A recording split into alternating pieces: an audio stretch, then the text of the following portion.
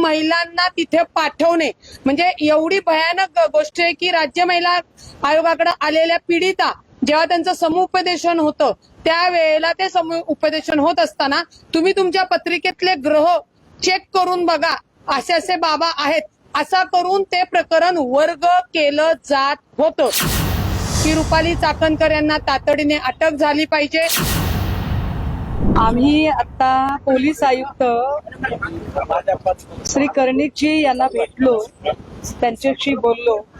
माझ्यासोबत झाशीची राणी प्रतिष्ठानच्या रुपाली ठोंबरे, बिटिया फाउंडेशनच्या संगीताजी तिवारी, आमचे शिवसेना उद्धव बाळासाहेब ठाकरे पक्षाचे पदाधिकारी दत्ताजी गायकवाड, शिवर्मा, आमच्या महिला पदाधिकारी स्वाती पाटील, असं आम्ही सगळेजण गेलेलो होतो।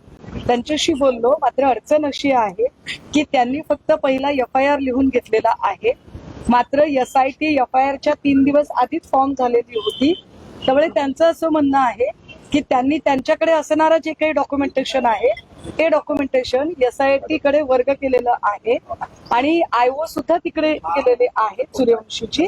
त्यामुळे या सगळ्या प्रकरणातली जी काही आता तपासाची गती आहे किंवा आता काय नेमकं आमची प्रश्न आहे त्याची जी उत्तरं आहेत ती सगळी SITशी चर्चा केल्यानंतर मिळू शकतात।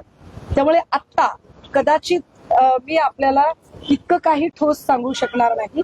आता प्राईम फेजला फक्त आमचं त्यांच्याशी अतिशय प्राथमिक बोलणं झालेलं आहे आणि त्या प्राथमिक बोलण्यात एवढीच गोष्ट कळलेली आहे की तपास सगळा SIT कडे वर्ग केल्यामुळे त्यांना त्याच्यावर काहीही भाष्य करता येणार नाही। सो बेटर वे की आधी SIT ला आम्ही जरा भेटून घेतो, बोलतो आणि मग आपल्याशी परत एकदा बोलतो। नाही, मुळामध्ये सुषमाताईंनी सांगितल्याप्रमाणे खरात ज्याच्यात आरोपी आहे तो गुन्हा नाशिक शहरने दाखल केलेला असून तातडीने तो तपास SIT कडे गेलेला आहे। आम्ही मागणी केलेली आहे, म्हणजे झाशीची राणी प्रतिष्ठानच्या वतीने मी मागणी केलेली आहे की राज्य महिला आयोगाच्या अध्यक्षा यांना तात्काळ आपण अटक केली पाहिजे।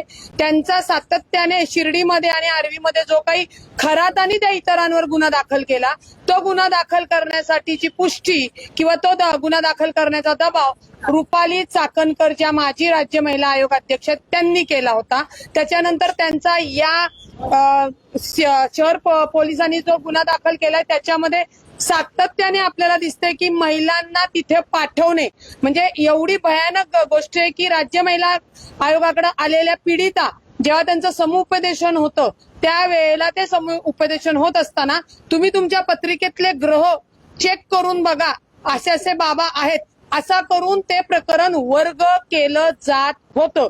त्याच्यामुळे शहर पोलिसांनी जरी प्रकरण SIT कडे दिलं असेल तरी यांच्याकडेही आम्ही कायदेशीर पद्धतीने निवेदन दिले की रुपाली चाकणकर यांना तातडीने अटक झाली पाहिजे आणि पुणे शहरामध्ये जे काही लोक आले होते, ज्यांनी कुठल्या सामाजिक कार्यकर्त्याला भेटले होते, ते प्रकरण का दाबलं गेलं, त्याच्यामध्ये किती आर्थिक देवाणघेवाण झाली याही तपासात गोष्टी येणं गरजेचं आहे आणि त्यांनाही गुन्ह्यात दाखल आरोपी करणं गरजेचं आहे।